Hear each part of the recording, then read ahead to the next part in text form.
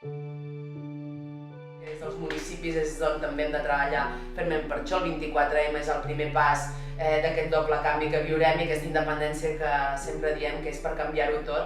I que com a capital de comarca hem de jugar un paper, no només per un tema sentimental de que ens creiem que darrere de l'Albera el nostre país continua, sinó perquè fins i tot per un tema econòmic, és que el futur de Figueres i de la comarca passa en gran part pels lligams que siguem capaços d'establir amb la Catalunya Nord.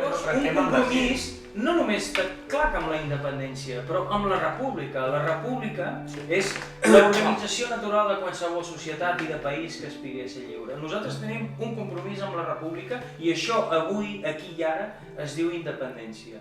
I també per al futur i per un deure moral amb el passat, perquè venim de lluny